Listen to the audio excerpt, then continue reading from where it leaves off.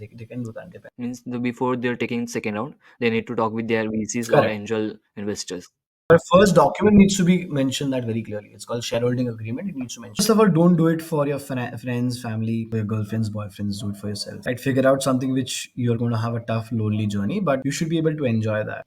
Like I said, idea is hyped, but figure out solutions. Right? Something which is going to be a pain not just for you and me, but thousands and millions of Indians. Start with that. So your never, I mean, in the ecosystem we always say don't get married to your idea.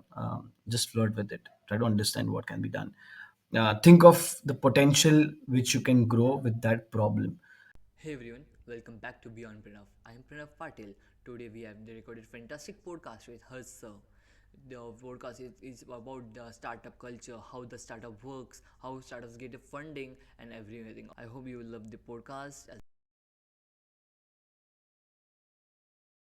Welcome, sir, for in the Beyond Pranav. Thanks, Pranav. Thanks for having me. So, in the how the startups are growing in India, everyone know the what's the Shark Tank. Everyone is knowing the basic of the equality, capital state of the angel investor. But do everyone know about VC circles? Can you explain it?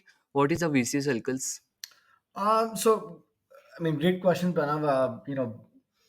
Youngsters like you, I think, are doing a fantastic job to talk about entrepreneurship and startup ecosystem. I think that's a major win-win for India. But I think, you know, starting a startup should be a personal passion and a drive before you start and think of doing any business and not opting for a job. The only reason is because it's a very, very difficult journey. Answering a specific question, why VCs and angel investing and probably Ps are, are the buzzwords in the country today, because we have seen a great growth in terms of number of startups coming to India. So, how does a startup really function financially in terms of fundraising, right? So, let's say Pranav and Harsh were supposed to start a business. We pump in our own money. That's typically the first round of funding which the company gets. We grow a little bit and we decide to raise some more money for growth, at least to get the product right, get some POCs right. The second level is usually from friends and family, right? So we talk to our friends, someone who trusts her, and say that whatever you guys are doing is fine, and we trust you and we would like to invest. That's the second round of funding, friends and family. The third is usually once you go to angels, right? Angel investors are someone who's got the money, but they may or may not know you, but someone who wants to come in early to your growth story and make a lot of money. But angels are someone who really support you early on. So once you are growing.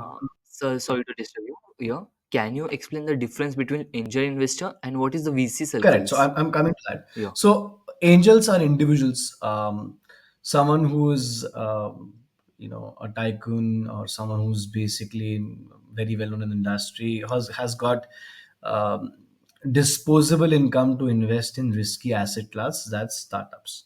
So, We can say in the Shark Tanks are the all all angels Shark Tanks are investor. all angels. They have that extra cash to invest in startups. None of them are institutional investors.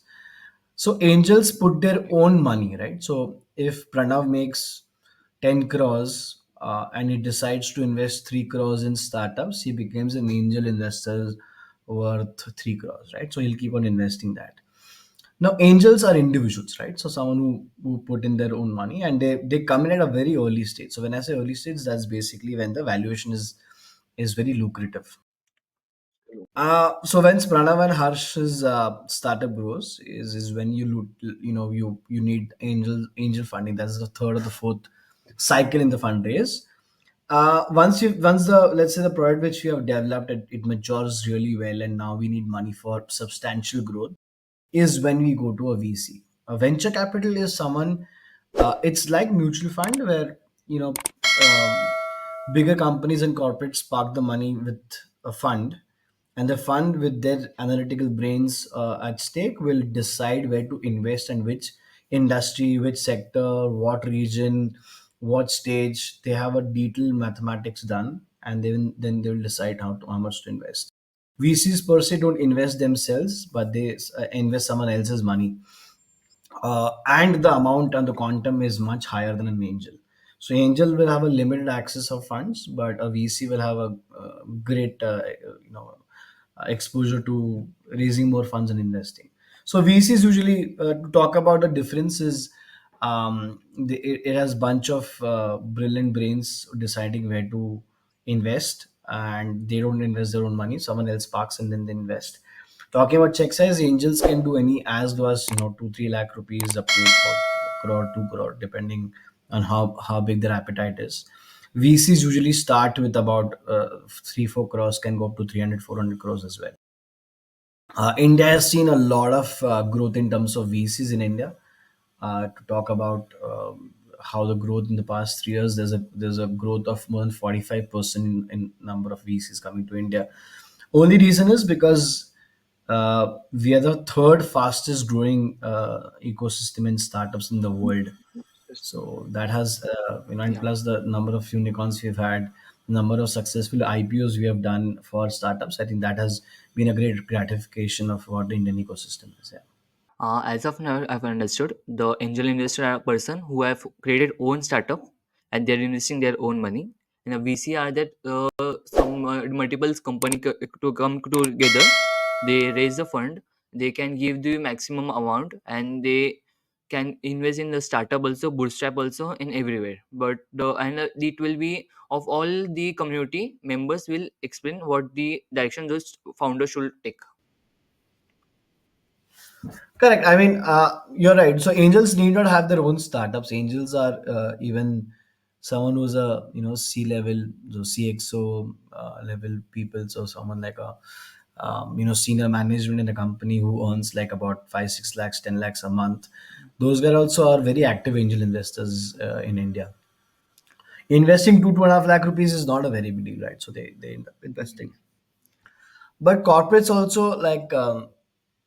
Whenever they want to invest, it's purely for diversification. So someone, let's take an example of someone like a um, big family office like the Tatas, right? So Tatas usually will have whatever the money they make, there's a family office which will manage their investments, right? They'll decide some money will be put in mutual funds, some would be put in, let's say, insurance, PPF.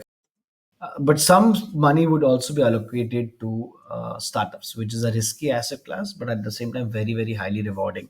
So that's how it really works. And then they decide how much money they want to park. Okay.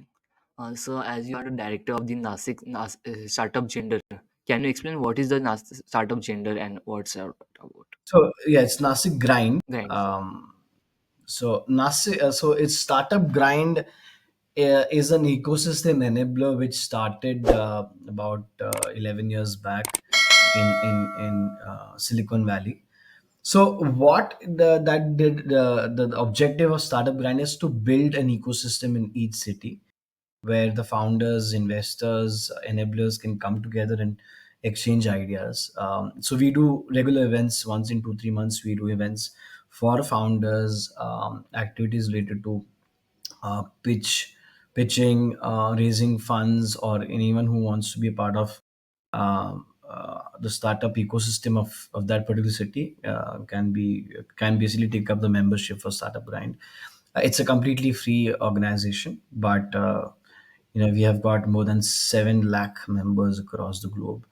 Um, a few startup from an ecosystem, you can basically nominate them. They will be then taken forward to the Indian round, and then once the Indian round gets through, we actually send them to Silicon Valley, where they can go and we have a national event, one global event, where more than 2 lakh people attend that event, and more than 60% of them are investors.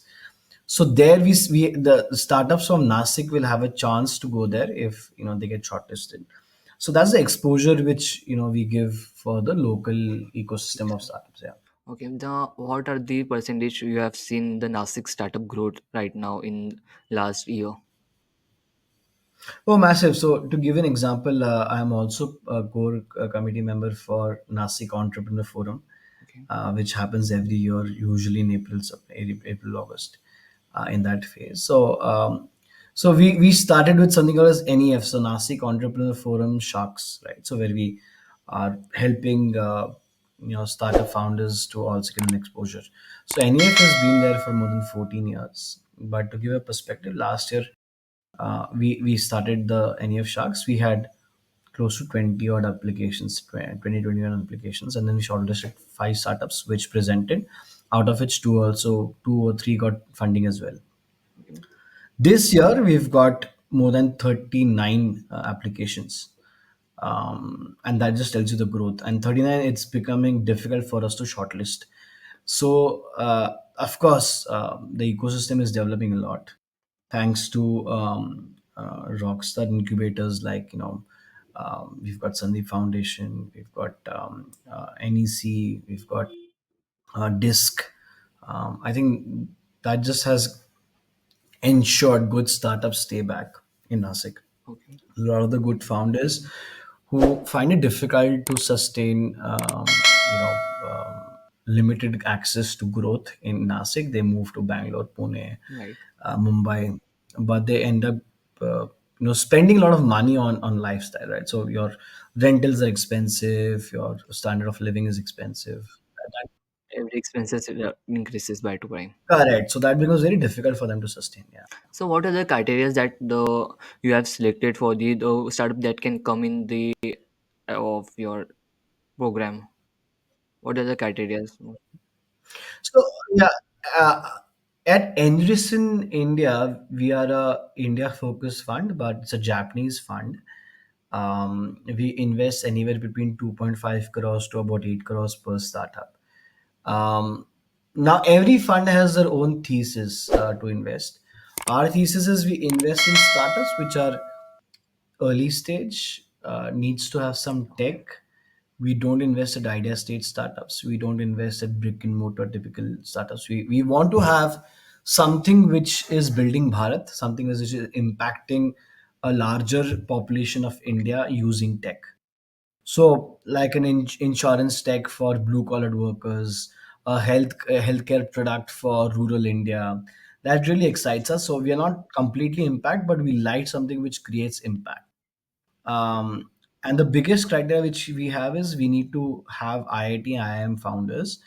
uh, Again, it's not a personal bias or something which we would like to do, but what has happened is, um, the investors which we have got from Japan, they are so happy with the way IITs have been groomed in India, that they only understand that success ratio is assured with IIT founders. And as a reason, we have built a thesis around it. No other particular reason, but we have a long term association with IIT. Since 2015, 2016, we are running cafes inside IITs called Shiru Cafe, where it is Shiru's Cafe is free for founders, where they can come and pitch their ideas, apply for jobs in Japan. So that has, that association has really impacted our presence in Japan for India. So these are the four criteria which we look at before we decide to invest in them. Typical timeline is about 3 to 4 months for us to come to a Mostly. final close of the fund. But we take a decision usually in a month or month and a half times. We take a decision to invest or not. So what are the non-IITian students that they can show their idea where they can go in the from tier 2 and tier 3 cities? So, like I said, it's not like a complete no non-IITians, but we prefer IIT founders. But like I said, Yes. you look at. So I personally believe, and that's the reason I'm working with Enrission today, that the next set of unicorns is going to come from a tier two, tier three city. I think, as in accommodation of ideas and resource and also growth, Bangalore is already saturated, and it's going to get tougher day by day. So what makes a difference is how we can solve solutions which are not related to metros, and that is going to happen only if you widen your horizon. So you look at, fantastic companies which are coming from tier 2, tier 3 cities, like two brothers from Pune, Khata Book. These are all non-metro startups. Jugadu Kamlesh. Jugadu Kamlesh again. So I mean, all of this, uh, have ensured that you've grown without the support of metros. They're very, very well known startups. Look at India, Nashik by itself, right? So SDFC Credila was founded and run in Nashik. So, Ajay Bora sir is such an humble personality, and Yes. comes from a very, very rich experience background, but so humble about the growth story. Um, it was a almost 1,000 crore deal which he sold his startup to a SDFC, and that was from Nasik, right? So these uh, Okay. these things are not highlighted more, and I think it will start capturing more and more rhythm. But idea is overhyped, Yes. uh, but the problem needs to be focused. Ideas is got, to me, zero value, but what problem you're solving, is a bigger kick, for an investor to understand. So as everyone is showing the high culture of the startups, they have got the 1,000 crore funding, everything, all luxurious life, and most of the people they don't have idea. They're also trying to come in the founding and the entrepreneurships. What are the thing you will tell to them, and what are the hard success they need to do as a founder also? So whenever you think of, starting, or started to even think, like a startup, um, first of all, don't do it for your friends, family, for your girlfriends, boyfriends. Do it for yourself, right? Figure out something which you're going to have a tough, lonely journey, but you should be able to enjoy that. Um, like I said, idea is hyped, but figure out uh, solutions, right? Something which is going to be a pain not just for you and me, but thousands and Yes. millions of Indians. Start with that. So your pain needs to be global. It needs to be universal.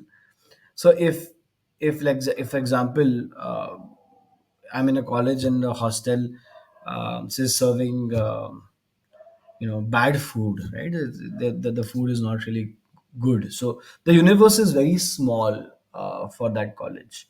But if I go out and let's say I understand every college in Nasik is serving bad food, that's a good problem to solve. Every college in Maharashtra is serving bad food, even bigger problem to solve. Then I have some potential to work with. Never, we I mean, in the ecosystem we always say, don't get married to your idea. Just flirt with it, try to understand what can be done. Think of the potential which you can grow with that problem, and then try to build something around it. But if you don't figure out how desperate the problem is, how badly it is affecting people's life, then you're lost your way. So don't just, most of the startups fail because there is no market. Because Pranav and Harsh think it's a good idea, no one gives a shit. But if the world think it's a good idea, Pranav and Harsh can be legends. So I have recently attended your one event. There's you are told that if you have a startup idea, go to five customers, ask them what is the next step about them. Because as a student, I don't have the team right now. I have the created idea. I have everything. I've done research. I've asked to customers. Most of the out of three people have said yes for the idea. But what is the next step to do? So, usually, most of, youngsters like you usually ask, what is the difference between a startup and a normal business, right? If you remember, in that session, we discussed about most of the SMEs, or businesses, you will usually spend first and then chase the revenue, right? In startups, you need to figure out revenue first and then figure out what expenses you need to do.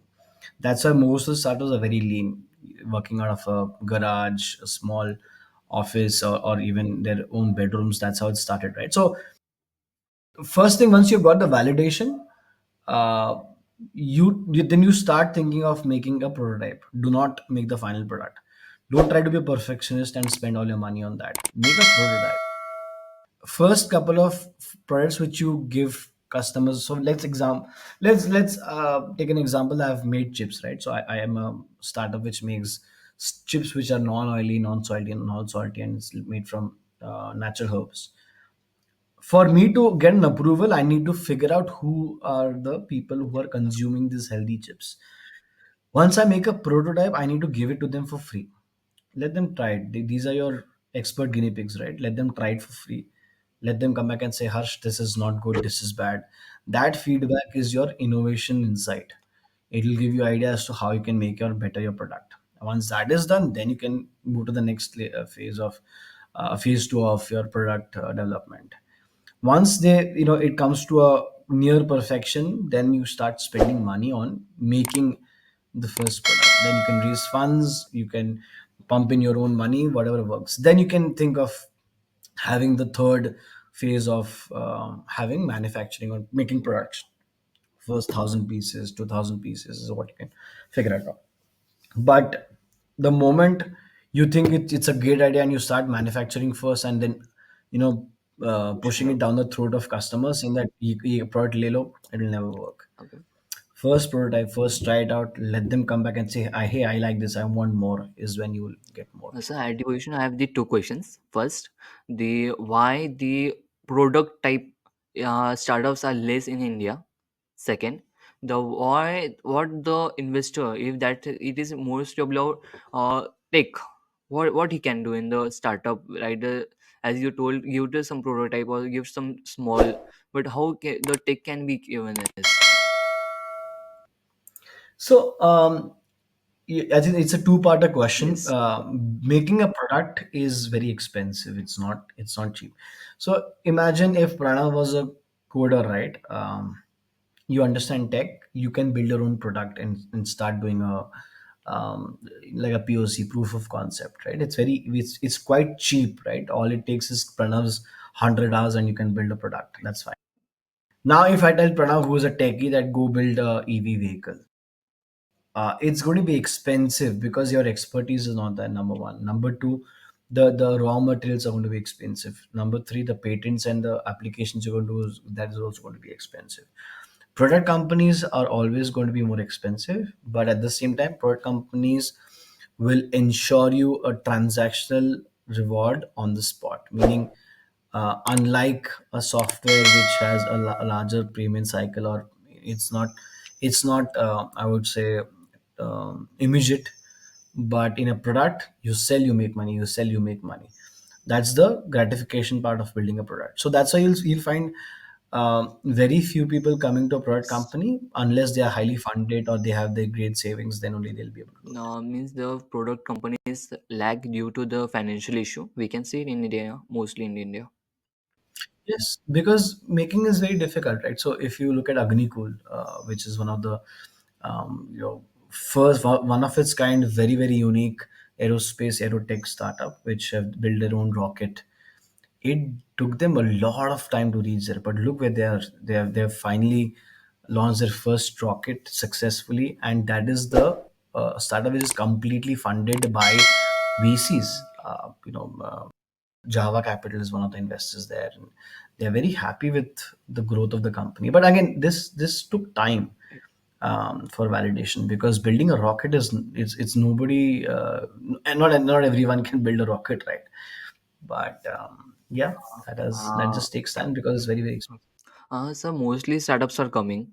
Though everyone is talking about the startup that who has been grown out as a Zomato, and the most the startups that have created their own IPOs in 5 to 6 years as a Mama Earth. Sorry, but what about the startups? They are going downwards because now the startup culture has been growing. It's growing, but the most of the lots of startups are not growing right now as it should be. What is the you think that's the issue coming there, leaving the capability of the market point? Yeah, you're right. I mean, not just startups. I think in every industry, success is already much more glorified, and the negative downhill is even more glorified because people like laughing at someone else's downfall. Um, See, it's a very very risky industry, because you're trying to build on a blue ocean. That's something means you're finding solution which no one has thought of before. Uh, First couple of years are going to be very tough because you're convincing people about why your solutions are useful, and then a couple of more years are going to be once they adapt to your product to build that sustainable approach towards your product where your trial period is over and people become your customers, then they become your loyal customers, then your product becomes a brand. The best examples, look at Skechers, right? How Skechers is a very well-known brand, but they're expensive shoe brands in India. But see how they've picked up, right? With a very less marketing, the customers became their marketing agents, where the word of mouth in that, hey, if you're a runner, you should choose Skechers for your feet and for your knees. Now, once customers start doing an advocacy about your product, that is when you turn to a brand. Now the problem with startups is they lose that I would say rhythm and also patience to reach that product to brand level, and that's where the downfall really happens. That's the first part, if you ask me.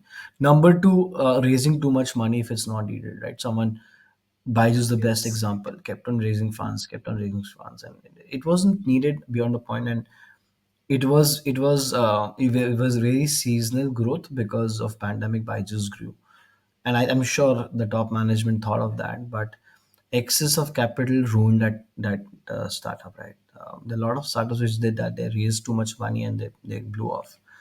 Third is, I think, the problem is when it's called God mode, where founders think they're untouchable and they'll keep on doing anything and sell any shit and people will buy it. That doesn't happen. You cannot bullshit around the market, right? Again, example of Paytm valuation was, I think before they just before after the note bandi happened, when we stopped the 1,000 rupee note, they were valued at close to $18 billion, right? It came down to what, $6 billion. Why? The market tells you the real status of your growth. The moment Paytm went for a IPO, it just keep coming down. I think it's still slipping down because the founders think it's something which is going to sustain, but your valuation comes down drastically once you have reached to market. That also is a big problem. And the fourth thing which I see nowadays is the ethical practice. A lot of founders think that they can get away with fooling investors, authorities, securities, and then start making money. But if your personal agenda to get rich is even bigger than solving a national or a global problem, I think you're bound to fail. So, as a startup founder, what do you believe? Building a brand or building a personal value? As a Elon Musk and a brand as a Gucci or Ta Group, no, Tata will be coming in a personal brand. What do you think it will be best? See, it depends in the industry you are, but I think personal branding automatically is associated with the growth story you have.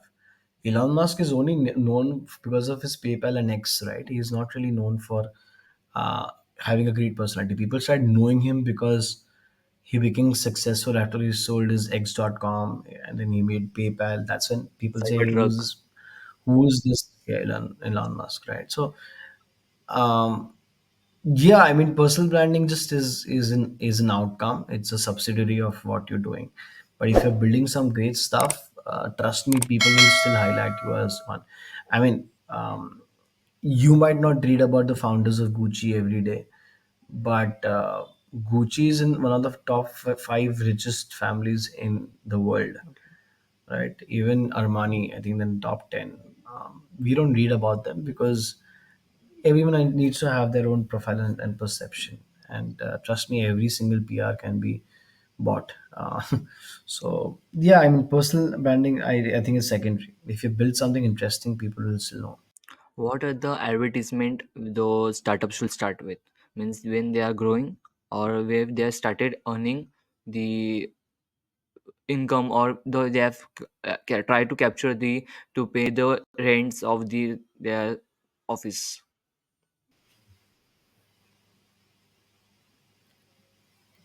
Um, so yeah, promotion is very important for startups, but I think we need to think always lean. Whenever the founders are making any amount of money, they need to keep it very lean. So when I say lean, that means try to be very frugal. How much ever possible you can try to reduce the cost or make it for free.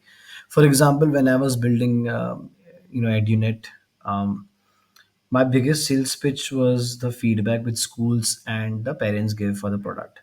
I started recording that on the Play Store, whatever feedback I got, principals, parents. I started recording that.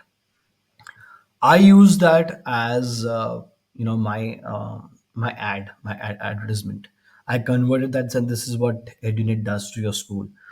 I made an ad of that, and I negotiated free credits on Meta. That was Facebook at that time, and I promoted on Facebook, and I think there was on two more channels where I had negotiated free credits. My promotion was free, my video making was free, and through that promotion I got more than four or five more schools.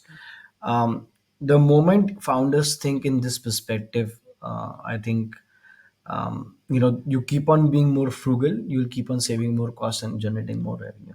See, if you have a bigger team, of course the rental cost is something which you can't avoid, salaries you can't avoid, Yes. but other expenses you can definitely look at that. So the first team which you hire, you will never have set defined roles. They'll end up doing everything, will be everyone will be doing everything. So it's fine, right? So till the time you don't have a structured way, you're not funded, you don't have salaries, you can let people think that they're part of the team, and that's how you can figure out who's more capable in what stream of work. So as a founder, he don't take. I've seen the. Can you explain what how founder earns? Because most of the founders show that they are not taking the salaries withdraw from their 2 3 years from which their startup is not growing, but they have taking their lifestyle is growing luxuriously. How the real founder earns by the money? So, I mean, number one, the luxury which you see is today, but there have been tough times, right? I mean, you talk about Elon Musk. Elon Musk didn't have money to pay, so he was staying out of gym for more than 2 3 years, right? So, this is all glorification of the current status they have. But most of the founders, I mean, it's a thumb rule. It's a big mistake which even I didn't do it. You need to pay yourself. At least show on record the company owes me X amount. Even if it's a base amount of 25, 30,000, doesn't make a difference. You need to start paying yourself.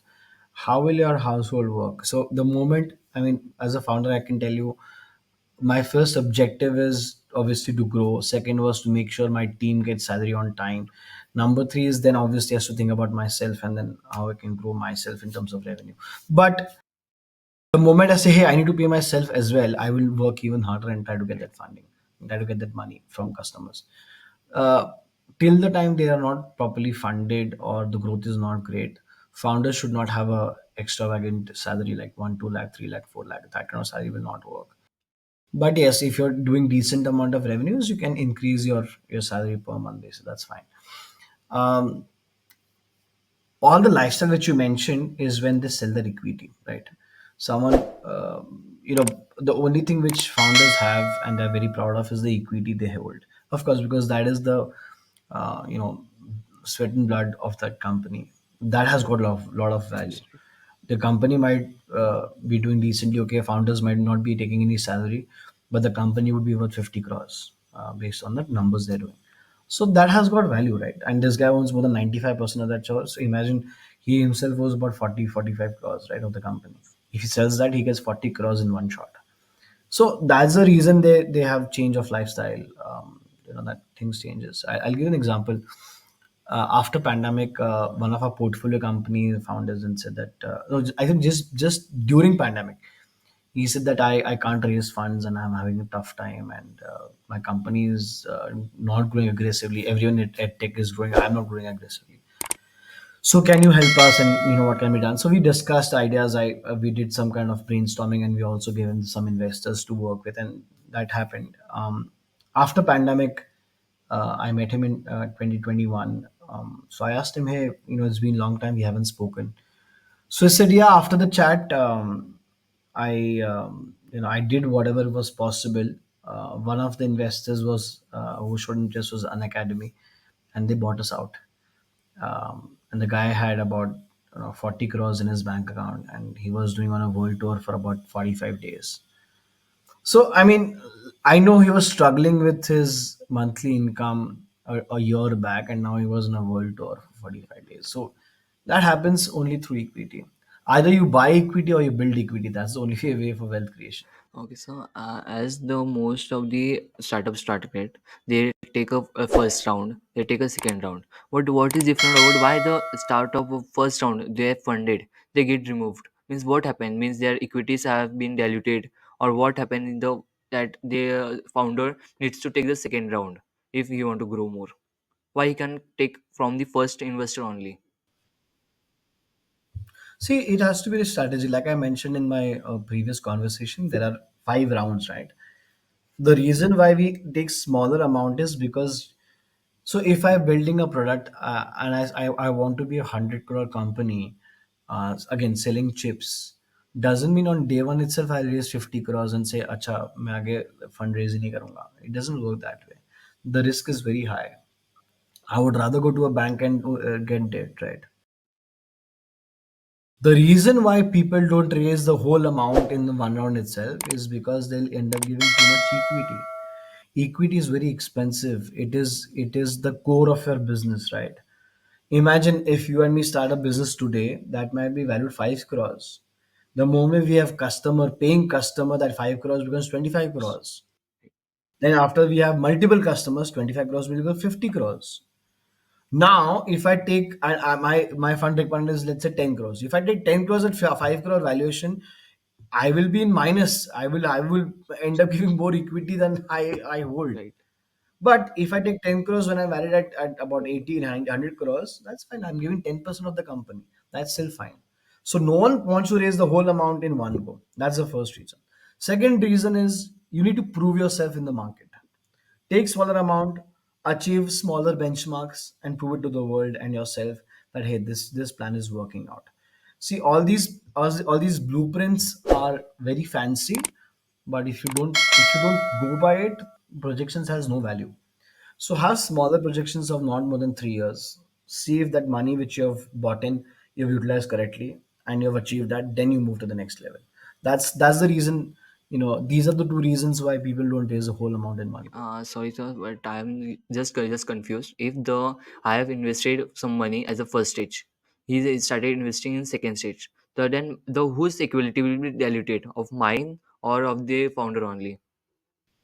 It is proportionally evaluated. So let's say I am the founder and Pranav is an investor, and he's the first investor.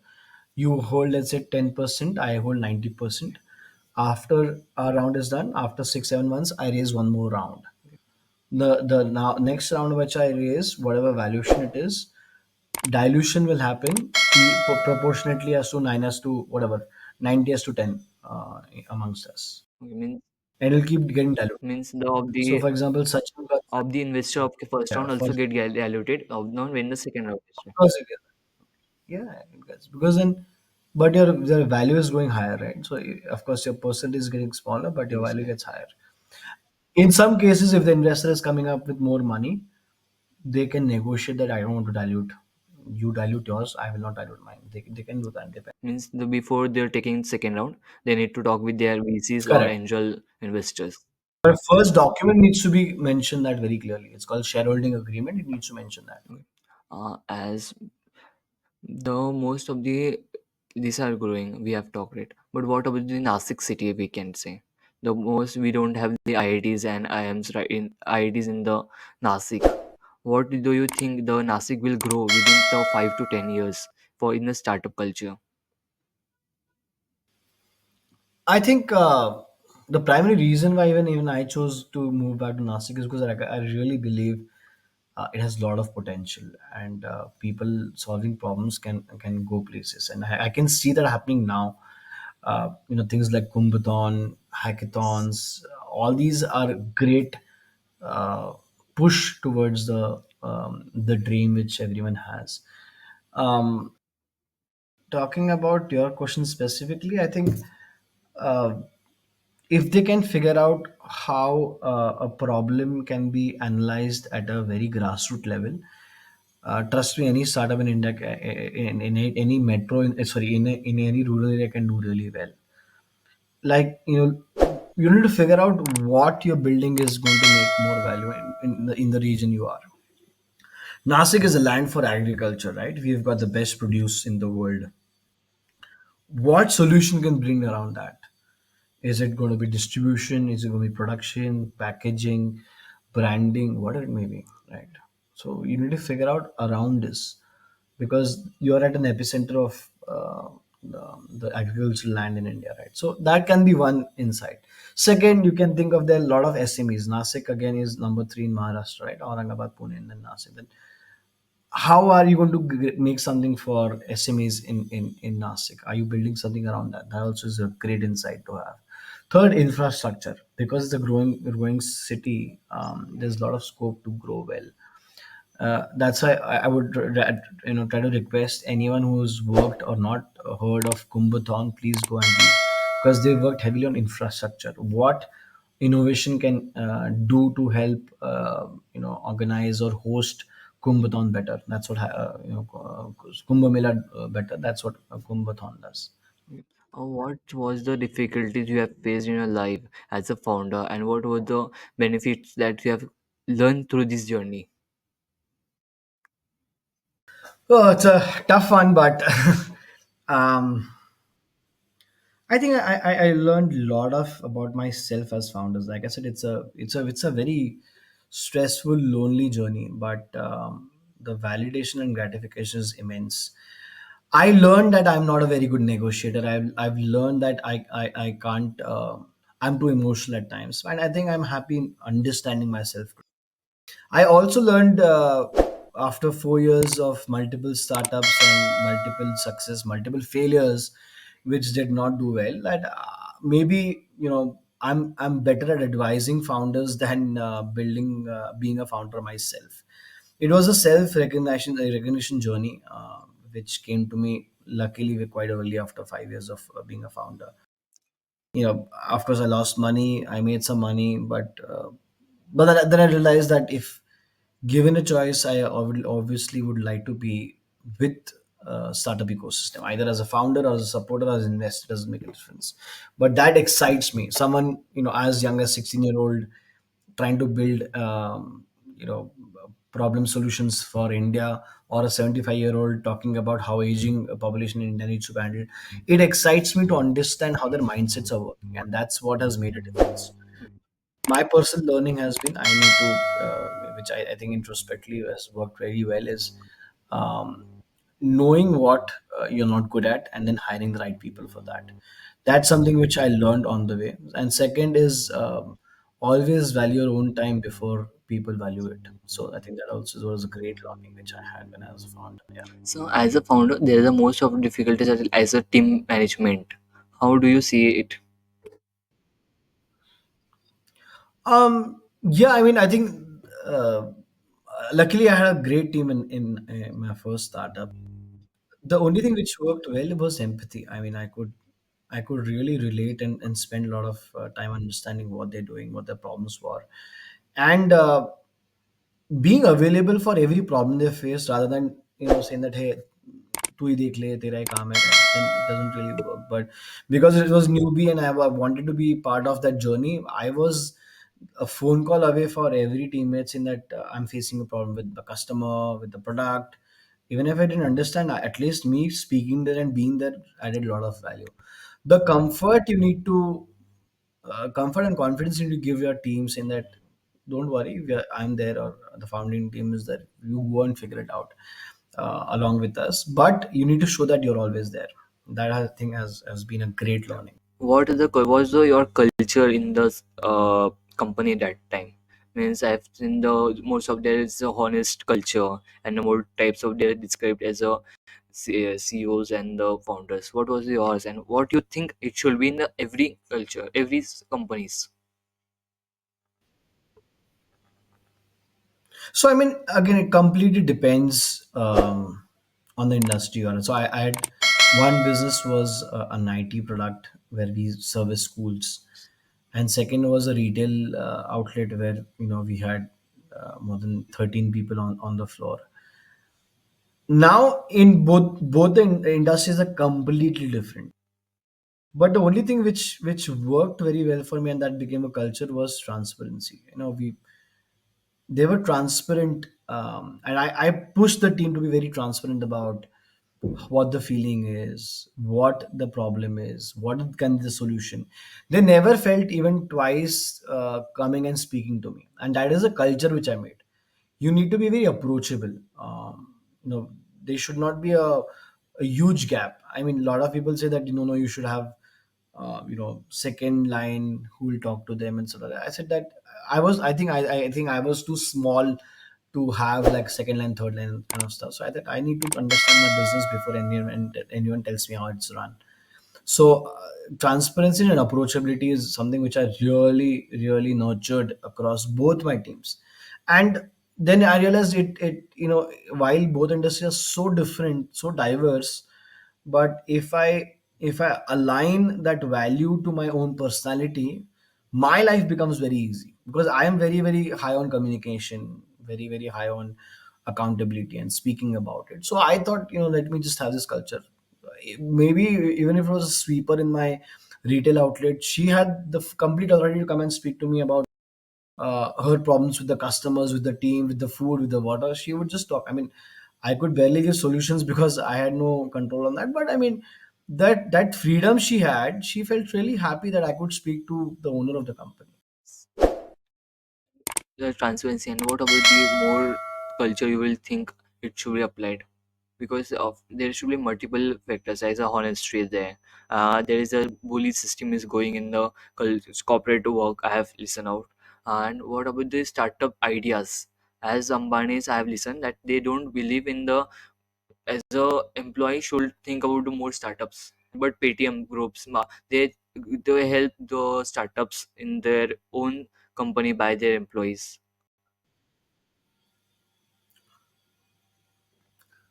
Um, so like I said, if you see that most of the organizations, the personality of the founders reflects in the culture of the company.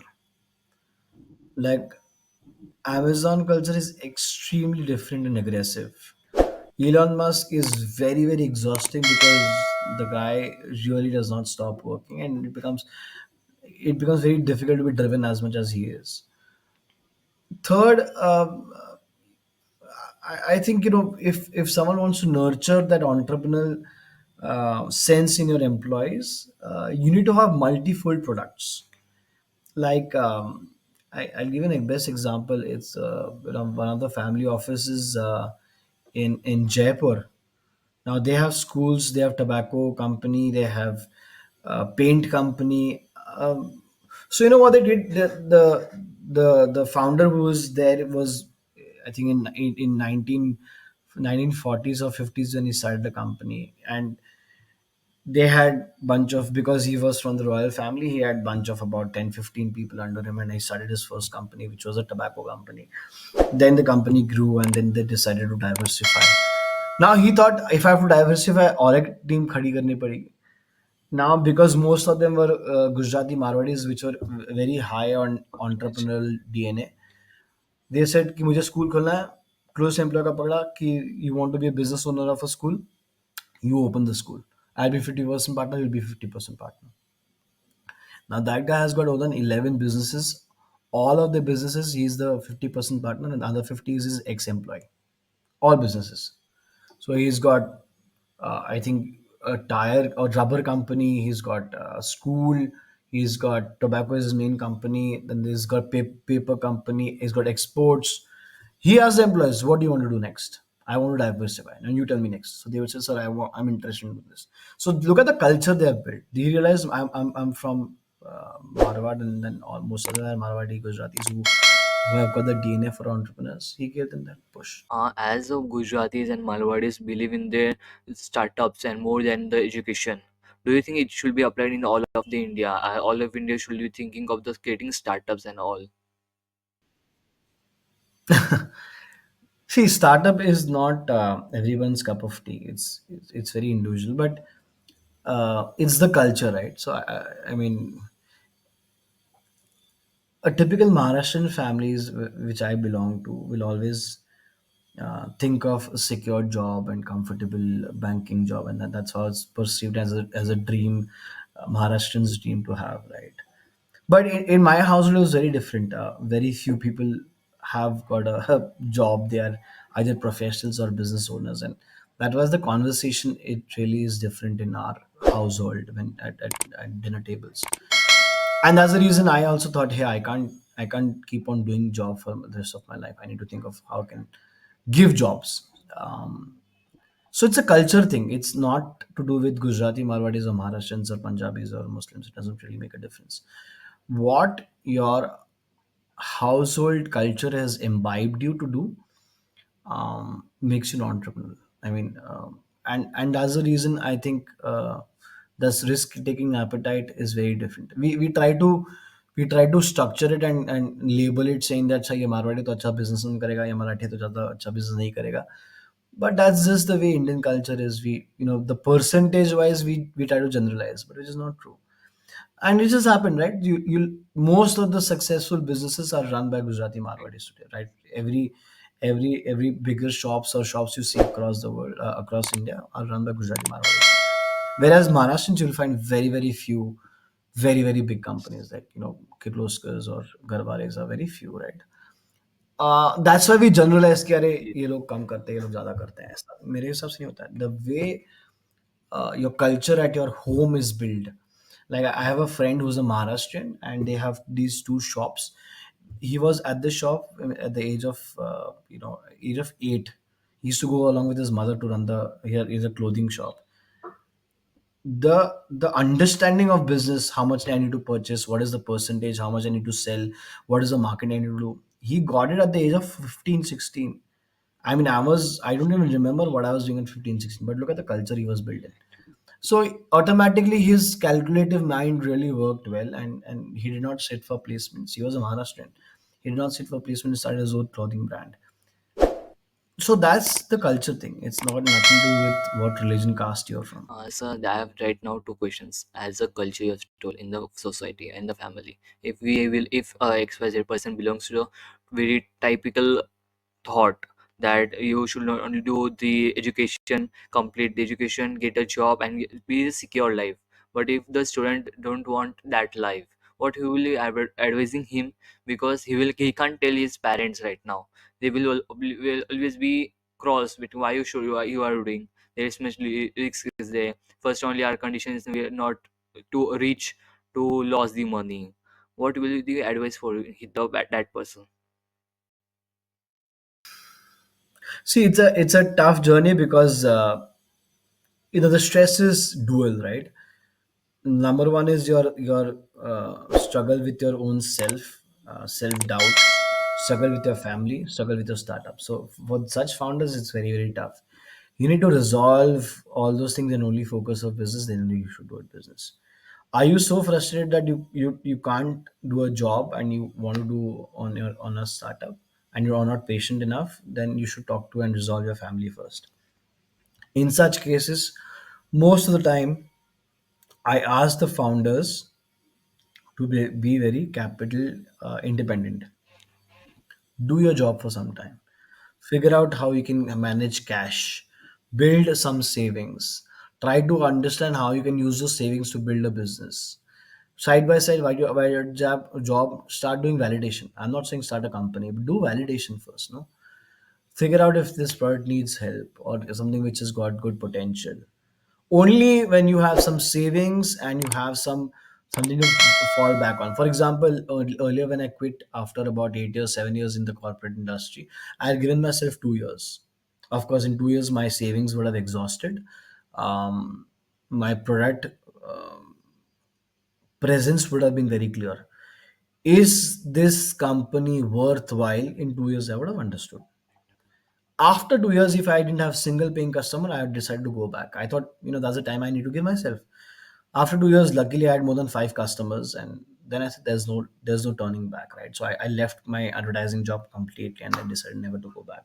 But I had some savings, and then also nurtured some kind of knowledge if this is going to work or no. But if I had paying customers, then I moved out. But if you want to start now when you don't have savings, don't have experience, so if why what happened, I told my all my ex bosses कि भैया मेरे को 2 साल दे दो, नहीं होता तो मुझे वापस जॉब देना. They were more than happy. They said आ जाओ, because I'd worked with them for so long. They said okay, we'll give you like that leverage, you come back if it doesn't work.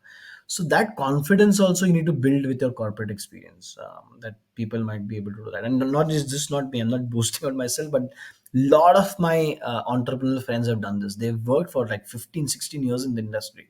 Imagine the value of knowledge they have. They say I'm starting a startup, it doesn't work for 2 3 years, उनको same क्या double और अच्छा package पे वापस ले लेते हैं. As we are, you have talked about your started two company of tech and a retailer. What was the what you think it was has grown more in compared of tech and a retailer? Well, I think the tech, the gratification was very high because we were solving a problem when no one else was solving at that time. So the acceptance we got was fantastic. Maybe we could have made more money, but my learning was,